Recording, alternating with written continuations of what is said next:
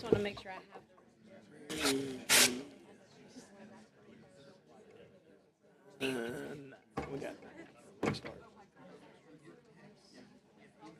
All right. We've got 9 members here, which I'm informed is a quorum. And so we will go ahead and call the roll, call the committee to order, and then we've got a presentation today, which is a little unusual because we got so many things to do on committee day that it's hard to have a lot of groups come, but we wanted to get this group before us, the Student Retention Council. You've got a piece of paper in front of you, members, to refer to. So ask the clerk to call the roll. Senator Figures. I wanted to ask, are you doing the presentation last? No, it's going to go first. Oh. We're waiting on information from Mr. Fulford, too. So. Oh, okay. Thank you. Fulford's here, but we'll call roll. Senator Albritton, Senator Butler, Senator Chastain, Senator Figures, Senator Gudger, Senator Hatcher, Senator Hovey, Senator Melson, Senator Roberts, Senator Schofield, Senator Sessions, Senator Singleton, Senator Smitherman, Senator Wagner, Senator Allen, Senator Orr. Oh, we got 10 members here, so we got more than a quorum. I will ask Mr. Stone to come introduce our guest really quickly, and I think the presentation is going to be 10 minutes or less. So, yes, sir. We wanted to hear from him. This is something, members, that we funded in the budget to help retain students that are going to school here, may not be from Alabama, they may, but to keep them in Alabama after they graduate. And the partnership and Mr. Stone have done a good job with that. We're also working with AIC, working on similar type endeavor. So, Mr. Stone. Good morning, members of the committee. Thank you for this time, and we will be respectful of your agenda and the rest of this busy day. On behalf of the Higher Education Partnership, it is my honor on this 25th anniversary of our organization to be able to have this challenge that we can help solve for the state of Alabama in how we retain our best and brightest in our state and create opportunities for them.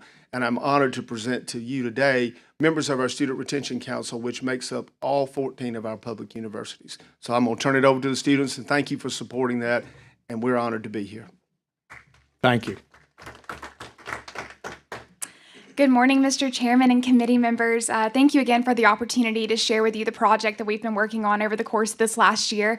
My name is Grace Abernathy, and I'm representing the University of South Alabama, located in Mobile, Alabama. Go Jags! Again, we just appreciate the time that we get to be here. I'm here with a lot of my peers who, again, like Gordon mentioned, are from all of the public universities here in the state of Alabama. We often refer to ourselves as the SRC, so that's Student Retention Council, so you'll kind of hear that acronym being tossed around throughout our presentation.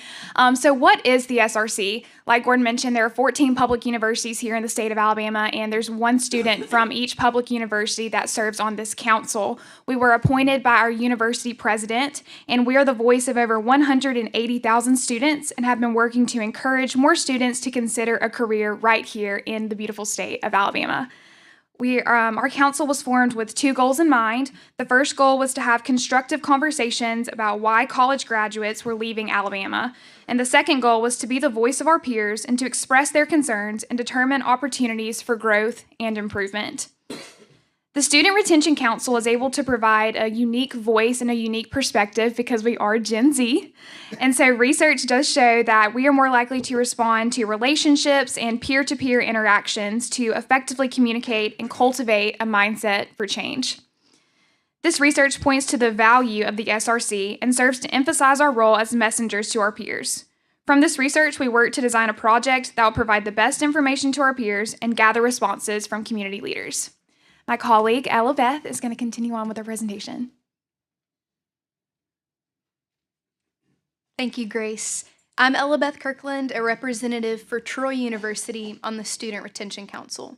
So the SRC first met together last August before the school year began.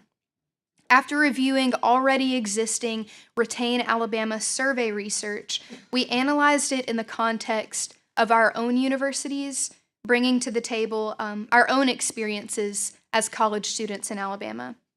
Using the Stanford Design Method, we collaborated to make an innovative approach for sharing this information with our peers. To maximize the number of students reached, we chose to give in-person, campus-facing presentations at each of our respective schools. So in this presentation, we'll share the results of our on-campus presentations, research, and conversations with peers. So after reviewing research and sharing in our own experiences as students, we identified 4 key aspects that are of highest importance to students when they're trying to decide whether or not to stay in Alabama. Those 4 qualities are quality of life, diversity and inclusion, access to career pathways, and affordability. These 4 areas were ranked very highly by students in the existing Retain Alabama surveys, so we knew that they were pivotal areas for us to target. Further discussion led us to the insight that we could improve our peers' perceptions by increasing awareness of these 4 areas. So our team researched strengths that we could highlight across the areas. We customized a presentation to share on our respective campuses, doing all of this in hopes of improving our peers' perceptions of the state. So over the last few months, we reached out to different campus groups and organizations with the goal of spreading awareness far and wide. Together, we reached a diverse group of students in Alabama with a wide range of majors, talents, and interests, totaling over 2,000 students. We presented to students in Greek life, SGA, and different academic clubs and departments. And if each of those 2,000 students shared just one thing that they learned with one other student, a huge impact will have been made all across the state. We also offered a survey both before and after our presentations to evaluate the most impactful factors in our peers' decisions. It's not surprising we found that the most important influence for students were career opportunities and competitive job offers. Many of our peers reported that they struggle to find or connect to those competitive opportunities in their field within the state. However, after the presentations, many of our peers reported that it helped them see Alabama's opportunities in a new light. Also, through our survey research, we found that our peers were most surprised about the low cost of living in Alabama. Now I'll pass it along to my colleague Dylan as he shares about how these experiences on campus translated into conversations with local community leaders. Thank you, Elabeth. Good morning. My name is Dylan Stallworth. I represent Alabama State University within the SRC. Following our campus presentations, we collected feedback from our peers and expanded our outreach efforts to include regional community dinners across the state of Alabama. During these events, we shared a condensed version of our findings and engaged in in-depth discussions with community leaders from various sectors to explore opportunities to collaborate on developing strategies that can help small to mid-sized cities attract and retain more graduates. We were pleased to report that the community dinners were a resounding success with participation from a diverse range of stakeholders involved in leadership and community development. We believe that our collaborative efforts will pave the way for more effective recruitment and retention strategies that can benefit not only small to mid-sized cities, but also a wider region. Based on our conversations, we identified 2 main priorities for the state of Alabama. 1, growing and emphasizing career opportunities, and 2, rebranding the state to raise awareness of our strengths. During our community dinners, we explored these priorities by asking key questions. Questions such as, how can we shift to a knowledge-based job economy in Alabama? And how can we make Alabama more appealing to young professionals? In response to these questions, our team collaborated with community leaders to develop several solutions and ideas, including the following 5. 1, increasing the focus on recruiting knowledge-based jobs, even in small to mid-sized towns.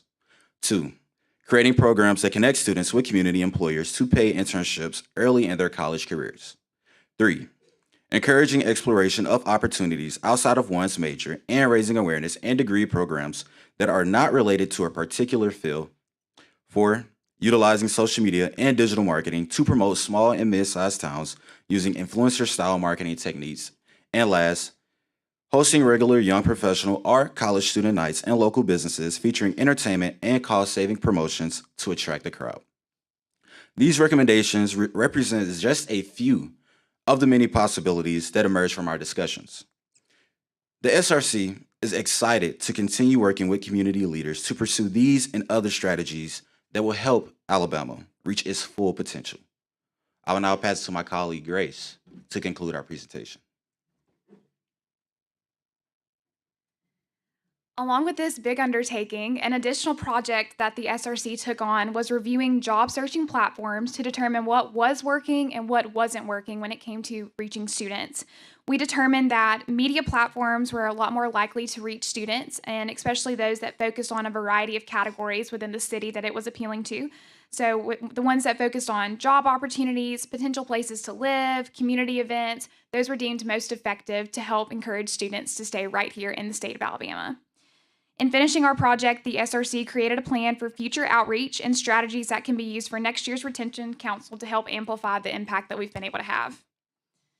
Mr. Chairman and members of the committee, we want to say thank you again for your time and support of this effort, and we're excited to see how the work that we did this year is going to be able to help us connect more and impact more students as the work of the Student Retention Council continues.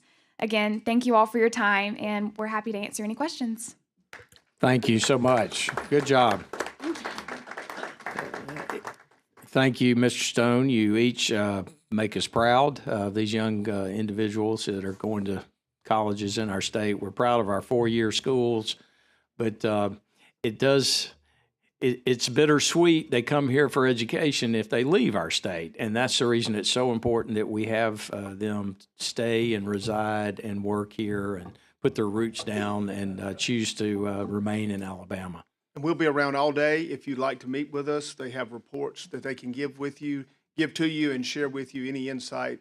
All 14 campuses will be represented, and we're just honored for the opportunity and look forward to addressing this challenge collaboratively with you guys. Thank you, Great. Mr. Chairman. Thank you. Mr. Senator Smitherman. Thank you, Mr. Chairman. If you don't mind, do you mind being up there? What's the end goal you want? The end goal we want is for the voices of the students to do two things. One, to communicate to the business community and the community leaders about the opportunities that they can work toward that will help attract more interest from our students. And number two, for our peers who learn about those opportunities to be able to go back to the campuses and share with their peers all the things that they know, so that the grassroots movement, the social media movement, the natural movement. And I think the best answers to these questions probably come from these students, because they're the ones that I'll be more than happy to stand here, but hearing from them it's amazing to see what they think this can be, Mr. Senator. Senator Figures. Thank you, Mr. Chairman. It just, as they were presenting, I was waiting to hear something about how graduates or students feel about the laws that the Alabama legislature is passing and has passed, such as laws that deal with gun violence and I mean everything, women's rights. Where are they with that, or is that part of your research? Absolutely. So as I mentioned, one of those 4 key areas that we targeted, again, those 4 were quality of life, diversity, equity, and inclusion, access to career pathways, and affordability, cost of living. So when our peers ranked the significance of those factors in their decisions, the top choices had to do with career opportunities and cost of living.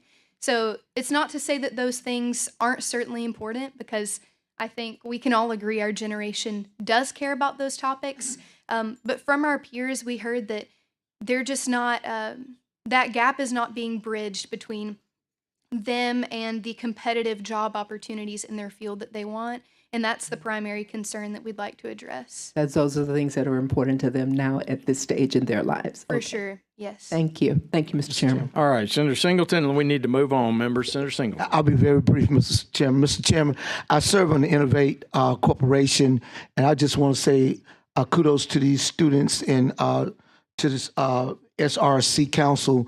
I could remember in Tuscaloosa, we held a meeting, and we were all sitting around the table, and the table looked like the table that we're sitting at. And we were all trying to discuss what it is that these students want to retain. And I made the statement then, None of us are college students anymore. And why don't we ask the students? So this is a result of what you're getting today, and I'm very proud of the presentation that they've made here, and I think that we're moving in the right path. Thank you very much. Thank you. Thank you, sir. Thank you again. And like I said, this is an investment this committee made along with our House counterparts and as well as with Dr. Purcell and working that program, and appreciate Mr. Stone and the partnership putting this together, getting the student voices in there, but all together and collectively, good thing. Before the pro tem we call the first bill, I do want to pass this out for study to the committee.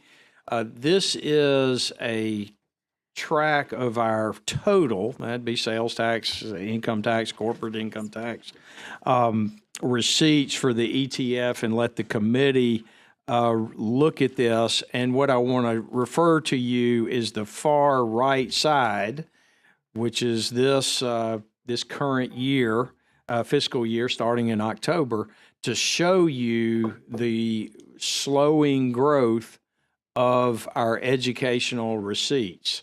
And so that should kind of put a yellow caution light in your mind as we go forward and we talk about tax credits, tax cuts, tax incentives, et cetera, et cetera, et cetera. Now, the Jobs Act that we have today and the Innovation Bill, very important, I think are at the top of the list, but we'll have others that want to visit our committee, and I just want to show you how things are slowing down, as we all knew, in true numbers. That being said, that's something for you to study. Clerk, call the first bill.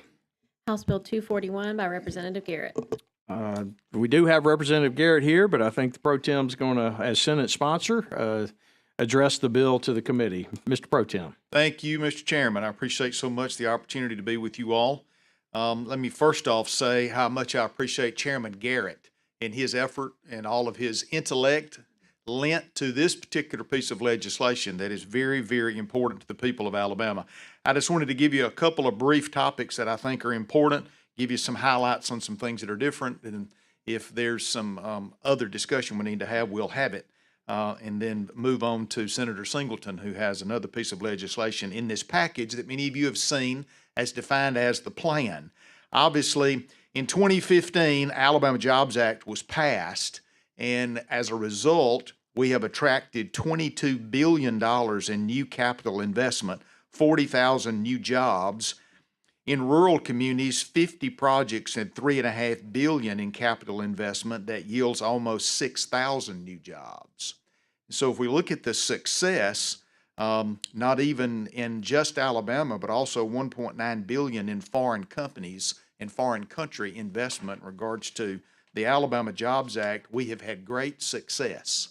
So the goal is, all right, let's learn from the things that went great, maybe tweak the things that didn't go exactly right, and be able to then move on for another opportunity for this particular law to work for the benefit of growing Alabama's economy. So if you look at the package, we basically have 4 bills. I'm going to talk about what is House Bill 241, which is Representative Garrett's legislation. That's first, which is the Growing Alabama and the Alabama Jobs Act. Next is already passed the Senate is the SEEDS Act, which Senator Orr carried, the chairman of this committee. Then next, you're going to hear from Senator Singleton, who is got information on Innovate and Small Business Act, which he's going to present that, already has come through the House. And then Senator Garland Gudger had the Transparency Act that has already passed in the Senate. So those are the pieces of legislation that we've been working on. Now, a couple of things that are different about the Jobs Act that you may already be aware of, but I just want to mention a few. We've changed the rural definition as population has changed from 50,000 to 60,000. That was a topic that was worked on in the House. We've had clarification of employees, which is a topic that was a little bit of confusion, and we've been able to add some definition there. Related companies, which we've offered some offsets on related companies to what was offered in the Jobs Act. Renewable energy generation as a category. Also, we're looking at changes to the jobs credit, new language on jobs and the definition of refunds versus tax credits and some of the specifics there that had not worked exactly the way we intended originally. We've changed some of the caps, of course. The Jobs Act payroll investment tax credit incentives has gone from $350 million to $475 million. Also, Growing Alabama, which is a part of this legislation, you've got an increase from 20 million to 35 million, and then a topic of tourism, which is one that's garnered quite a bit of discussion, to where that is now 10 million annually with some limits per company, I think at 5 million, and then no company may claim more than $1 million in credit per year. Those are the highlights. I could continue, but there may be questions of members of the committee, but I would submit this as a important piece of legislation and would ask for the action of the committee on House Bill 241. Mr. Chairman. Thank you, Mr. Pro Tem. I see Senator Smitherman with his hand up. Senator Smitherman. Thank you, Mr. Chairman. And Mr. Chairman, my pro tem has laid it out, and I want to say this because I kind of got a little feeling as we talked about the last subject matter. I would appreciate in those areas the best that you can if you would explain those to me. I mean, I know we touched the areas. To take, like tourism and like you touch the 10 million, whatever, you touch all those areas. But what was the rationale for each one of those areas change, and what's the, it's almost like a comparison contrast. What's the, it's like this now.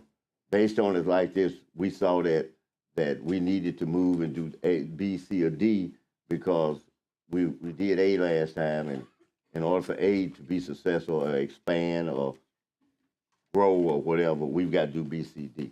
Because, and I said that because, and it's designed that way. I wasn't involved, other than right here. This is my first impression of these bills. I think our analyst, Amanda, if she's in here, she did a decent job trying to analyze it, and Hanya, they did a decent job of trying to break it down, but they can't explain it like you or like Chairman Garrett or can do that. And I want to say that I'm proud of y'all, and I'm proud of y'all in a personal manner. LL2 all the way. We're in the same delegation. They don't understand what I'm saying. All of us in the same local delegation. So I'm proud of y'all. But if you can just take a moment in your own way, and I said it to the chairman because you were a little rushy last time. I got to move to the next. I don't want to rush through this. I want to know what this does so I can Senator, embrace it. Yeah, let me say this. To say that I have more knowledge about this legislation than Chairman Garrett would be foolish. It's his legislation. He's been able to manage it. I'd like to hear his answers to some of the questions about his bill. I'm sure he's better able to answer your questions. I'll be standing here as well, anything I can offer. But if it's the pleasure of the chairman, I'd like to ask Chairman Garrett to be able to address some of your questions, if that's all right. To the chairman. I'm sure the chairman is confident in doing that. Yes. Representative? Yeah, he's okay. Thanks, Senator Smith, for the questions. I appreciate the diligence because I think it's really important. This is the most important economic development tool we have, so I think it's important to understand why we're changing. It was passed, as Senator Reed said, in 2015. That's 8 years ago, and 8 years in the world is a long time. 8 years in the economic development world is a long time. A lot has changed. So what we're trying to do is clarify things that need to be clarified, look at what other states have done in the interim, and try to respond to that. So one thing we've done, for example, is further define employee, made it clear that we're not giving these credits on part-time or leased employees. Previous was just on eligible employees. This clarifies that. It also clarifies that the credit is based, when you calculate the credit, the actual credit amount, you're using only the employees that reside in Alabama. Now, you can use a total employees to qualify for the credit, but the calculation is we're only paying on Alabama residents. Another thing was we're adding renewable energy that's a category for incentive investment. Renewable energy, the clean air, all these things are going on right now, have evolved and are evolving, and that we've made them part of this package.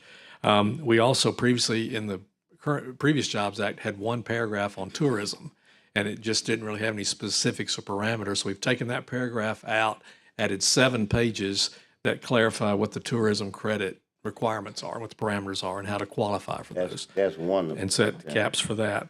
We also made sure in here to, one thing that's happened too is on the Grow in Alabama, tax credits are sold. And on Grow in Alabama, you can sell 3 years worth of tax credits. To be competitive in today's world, you need to be able to sell 5 years worth of that. So we're making that modification. Also increasing the cap from 350 to 475 for the Jobs Act. As a percentage of this year's budget compared to what the budget was in 2015, it's actually less for percentage. So it's sustainable. But the reason our budgets have grown partially is because of the success of the Jobs Act and these things. We've added the sunset provision for 5 years, which that's important. I think all these credits now are pay as you go, and they're sunsetting, and that's important. Increase the Growing Alabama again from 20 million to 35 million, which is in light of the success of that program. And one thing that the Seeds bill does, and this bill kind of sets up, is development of sites, and we're running low on site development in the state. So this is responding to that. And then I think the idea of the changing the targeted definition for rural counties, increasing that from 50,000 to 60,000, means that we can now consider Blount, Russell, Autauga, Colbert, Coffee, and Jackson as rural counties, which I think is appropriate. So is that helpful? Well, that's it. All right. I'm ready to say aye. All right. Well, Senator, we got a couple amendments that we need to consider. The first one you have before you, and I will offer it if there's a second to put it in play for discussion. Senator Butler seconds. This amendment would take, now the one you have in front of you is incorrect, and it's incorrect in that when you see 60, that number will be 50. And when you see 100 million, that number will be 95 million. In the corrected amendment, we got the wrong amendment distributed. So that's what the amendment, basically it raises the bar for projects to qualify. Right now, you see the low bar is 35 million. That would go to 50. And the reason for that is requiring, this isn't for any hotel that happens to be on a lake or a river or the coast or somewhere. We need to make sure it's a special, nice resort type area if we're going to put the school children's money towards that to really drive tourism and make it a destination point. Mr. Fulford had another change regarding the structure of the rebate and then the local contribution of what the locals would give for the incentive is at 50%. And both Senator Reed and Representative Garrett are familiar with the amendment and see it as friendly. So I will entertain questions. Senator, let me get Senator Gudger had him first, and then we'll roll to you. I just had a Senator question. Gudger. I remember the last tax credit, we were talking about private investment. Now we've moved it up to 60 million in this particular It's amendment. 50. It's 50. That's where it's It was at what before we moved it? it was 35. 35. How many people took advantage of that in the private investment? We've not had this. This is the tourism right component is a first impression incentive. We've never offered, to my knowledge, any types of incentives with tourism type destinations. So that's the reason, in my opinion, we need to start with maybe a high bar and then see how it impacts the marketplace and then revisit it in due time. And if we need to tweak it, we certainly can. And just my worries is that $50 million, obviously in the private investment world, is a lot, compared. That includes land price. Okay, so that makes me feel better. I'll yield and listen to the comments across the way. Mr. Chairman, no, I won't be long. Is someone here from tourism who could chime in on this amendment? Or someone who represents Mrs. Walker. Would you allow her to speak? Well, I don't, you're Gumbo. Okay, that's who you represent. So, let me be clear. I'm sure Gumbo would like it 20 million. I have a problem when we start doling out education money. We need to have a high bar, in my opinion. Now, I'm one vote, but that's what I think we need to do to start off at a safer level. And then, like I said, if we need to make changes, we'll make changes. But we need to see some serious investment coming to help, to make sure that to make it a destination point. Because if you look at today's construction cost, $35 million, a new, I just say, including land. I'm not going. Hate to pick and call names, but a Hampton Inn is $30 million, give or take, and then you throw the land price in. Is that something we want to subsidize? So, question. Now it has to be on a river, a lake or something. There has to be some other attraction. Can't be on the side of an interstate, but still, if we're going to have high quality tourist destination points, we need to have a decent bar up there. Senator Smith. I'm sorry. If I could just hear an explanation from them. Okay. Well, I just happen like to to hear know all the backstory on how we got the numbers that we Okay. got, which got. Mr. Chairman, let me make a statement if I can. In working with Chairman Garrett, Senator, my attitude on looking at this, and the numbers have gotten pretty detailed, okay? And I don't disagree with a lot of the discussion here, but I'm the one that began the theme of looking at this tourism topic. And the reason is because we were looking at opportunities that's all of this definition for incentivizing great opportunities within the state of Alabama. But one of the largest industries that we have in Alabama is tourism. And so the fact that we could look for a small opportunity within this package to be able to offer some level of promotion to one of the largest industries that we have in the state, I just thought was a good focus and a good idea. And I've heard from several of you that are in agreement with that. So how we wind up coming to the detail of the numbers, I hear what the chairman is saying. I think there's validity there. My whole goal in this and trying to make sure this was a part of the package was just to be able to recognize we got a huge industry here that we want to encourage and offer some level of minimal incentive. Obviously, if you're getting $1 million and you've got a $50 million project, that's not going to make the decision for anybody to, whether they're going to do their project or not. But it offers some incentive and some encouragement from the state of Alabama. That was my focus. That was my thought. I think it's a good one. So, Senator Smithman, I don't know if you had a question. I would say this, too. I asked Mr. Fulford behind me, I said, how much was the Gulf State Lodge? And some of you older members remember that, and Governor Bentley's day and what we went through.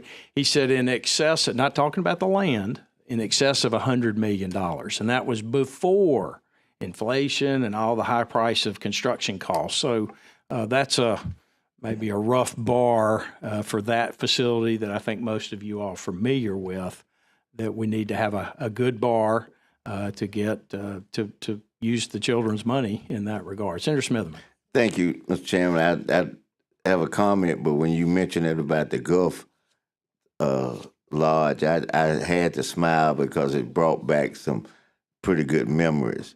At that time, I was pro tem, and as you remember, we were trying to get it right, and we could never hardly get that vote right. And so I shouldn't be telling these new senators what I'm telling them, but the pro tem would not recognize until we got the right thing up there. We worked until we got Gulf Shores, Lodge. My point is this, though, is that, and it's about the comment you made, and I'm with you on what you're saying, but it has an indirect effect of what we're doing at the same time. You are right about the concerns and making sure that I think that a project is of a level so that we can be able to get the kind of return we need to with the dollars, with our educational dollars. but it goes in the same spirit, and you don't have to respond, but it goes in the same spirit. You know, we talking about taking $25 million for some entertainment, and we got things here just like we trying to do here to build and raise money. And then, yeah, y'all heard me say it, and I'm gonna say it again, and again.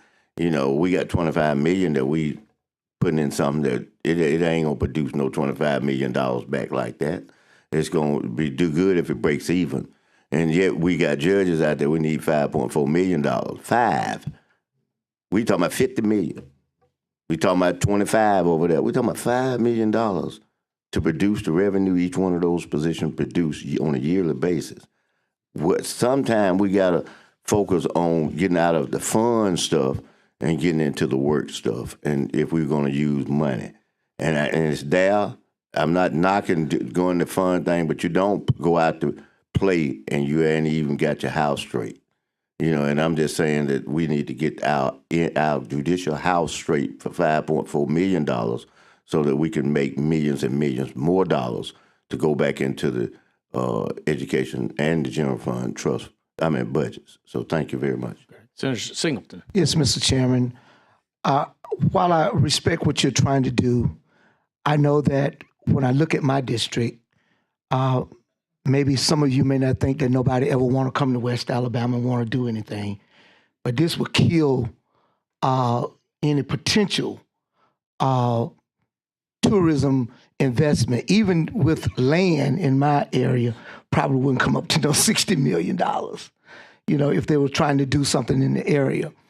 So it doesn't give me an opportunity across the state. It may give you in Huntsville or Mobile and these other areas an opportunity to do those things. But for the rest of us, to where it may not give us that opportunity to bring and invite somebody in who want to make those investments. They're going to go to where they can make the investment and possibly get the incentives.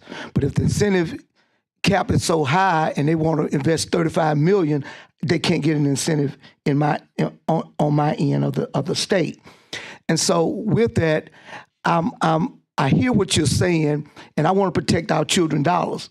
But when I hear a Whitewater project in the supplemental for $50 million, $125 million, is that for children? You know, when I hear, $100 million for prison education in the supplemental, is that for our children? So these kind of things, when I have to do these kind of comparison when I know the tourism dollars will be a forever continuation of bringing in dollars on a regular basis. And so I respect what you're doing, but at the end of the day, I think it kind of kills the industry in the state. And I know what you're saying, let's do a high first and see, do we need to go back down low?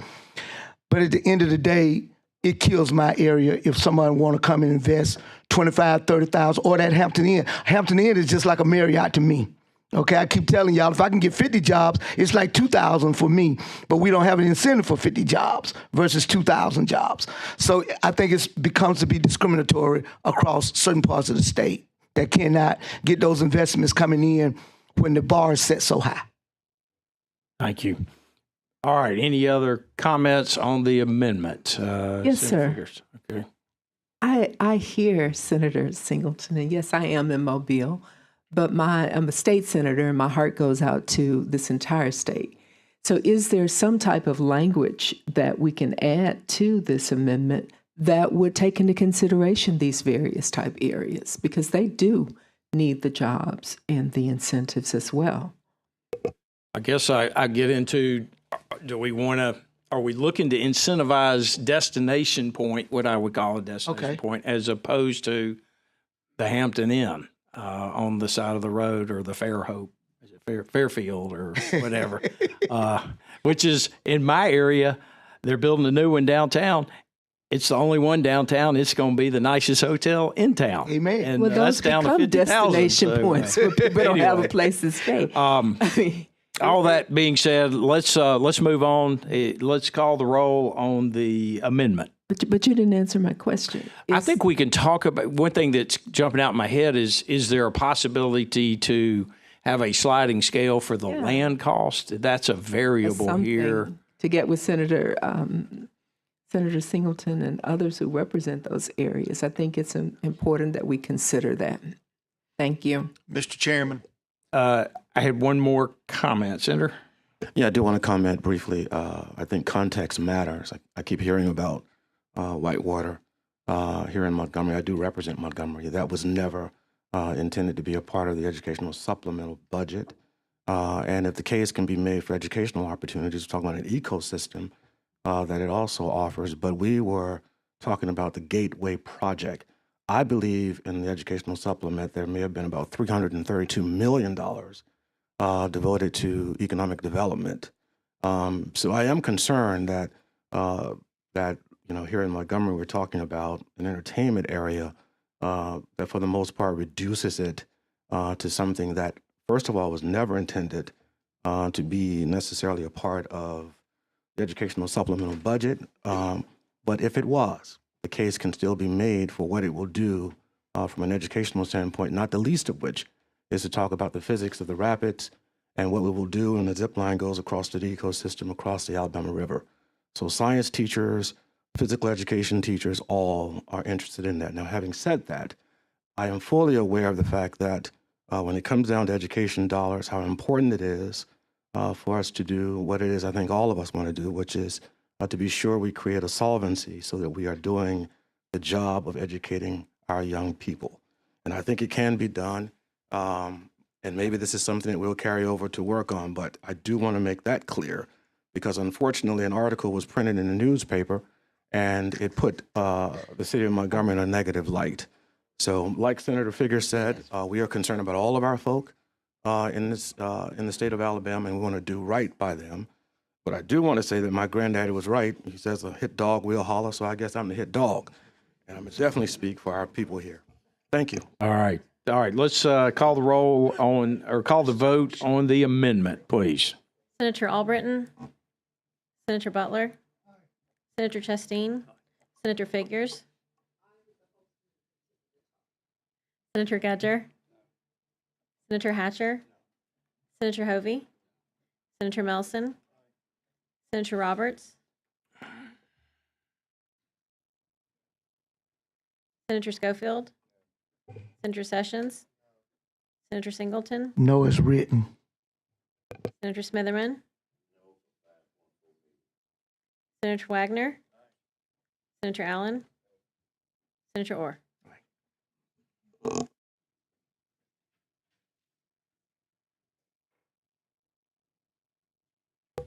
All right, 6 ayes, 9 noes. The amendment is not approved. We'll move on to the next one.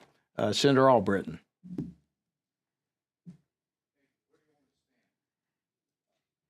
Come here and stand by me. This is the longest I've been in a committee meeting in about 5 years.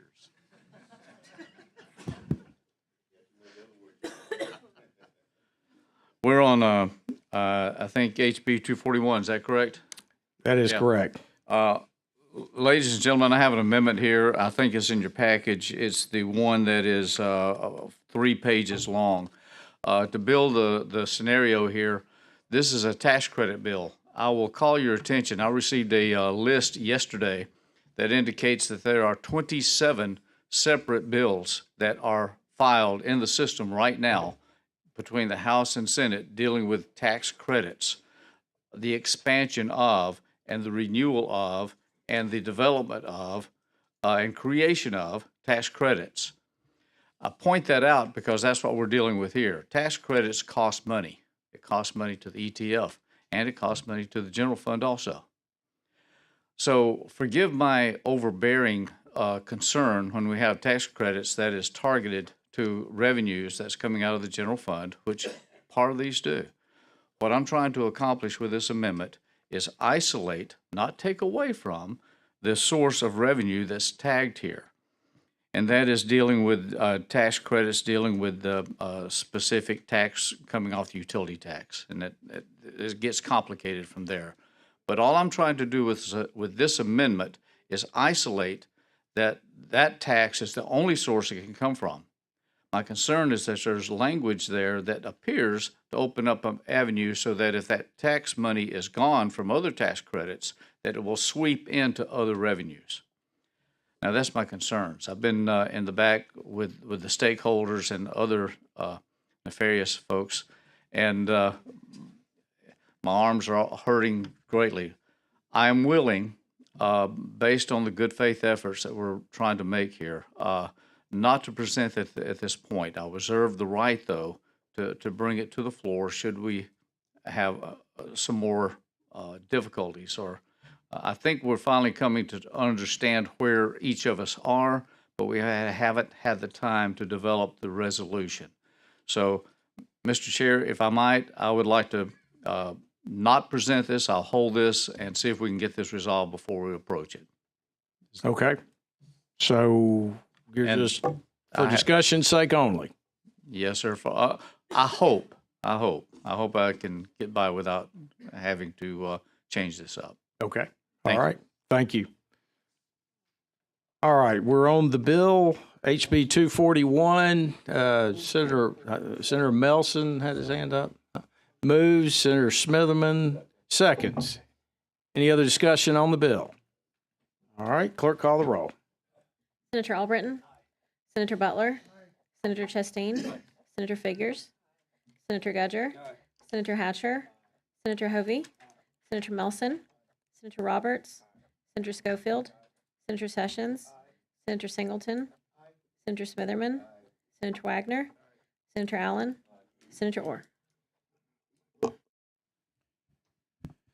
15 ayes, 0 nays. The bill is given a favorable report. Thank you, Senator Reed. Clerk, call the next bill. Mr. Chairman, may I make a comment, please, sir? I just want to offer my appreciation to you as the chair, also to the committee members.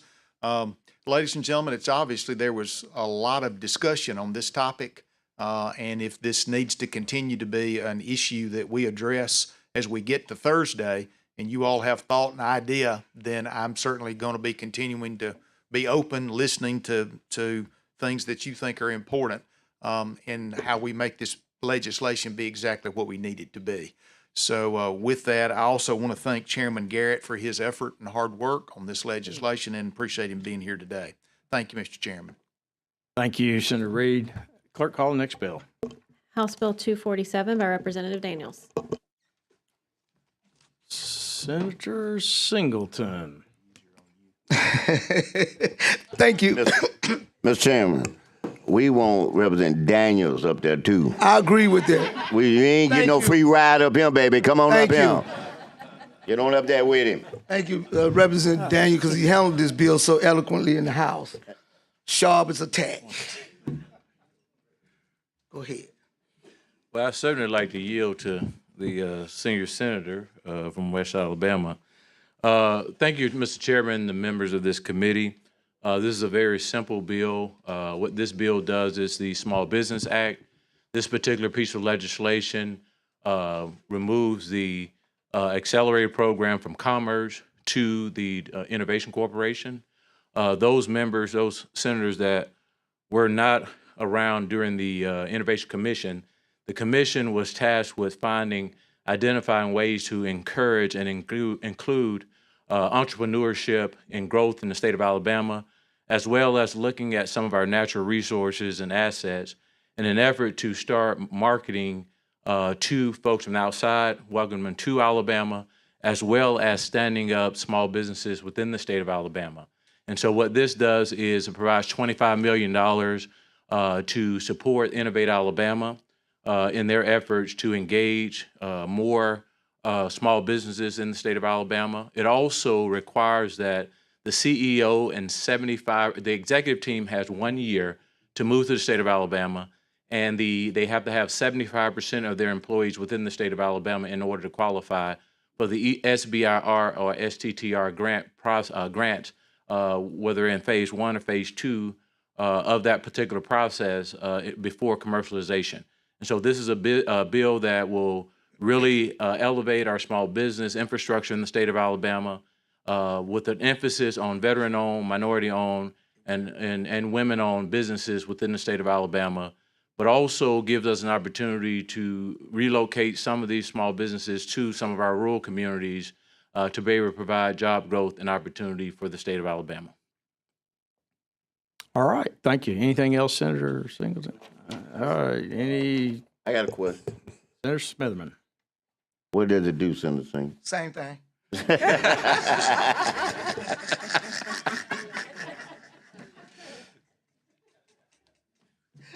All right, is there a motion? Senator Albritton, did you have an amendment you want to discuss, or? All right, is there a motion?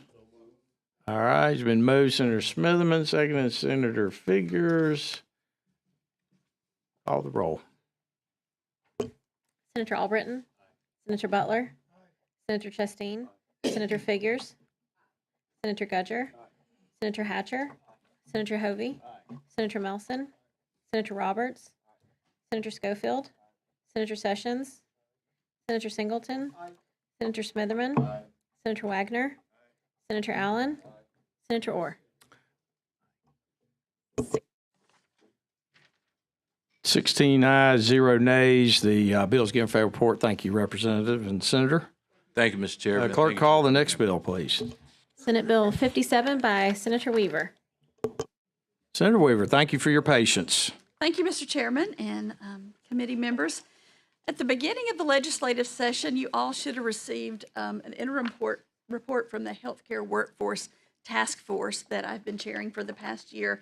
My Senate colleagues, Senator Beasley and Senator Coleman Madison, have been a part of this process in creating this document. And our work has really been focusing on, the healthcare workforce and what we need to do to strengthen it here in Alabama. The two bills that are on your agenda today deal specifically with nursing and how we feel that we can best strengthen our nursing workforce here in the state.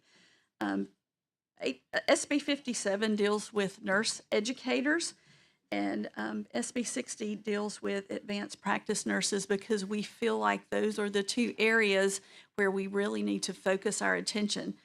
You will see that both of these bills have additional work that has been completed since I filed them. We've been working with the Alabama Commission on the evaluation of services, where we've added some success metrics to make sure that we're getting the biggest bang for our buck in the way that we do all of our investments in loan programs and scholarships here in the state.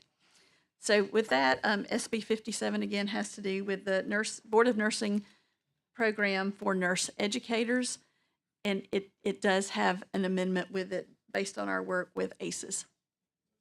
All right, Senator Smitherman had his hand up. Senator Smitherman.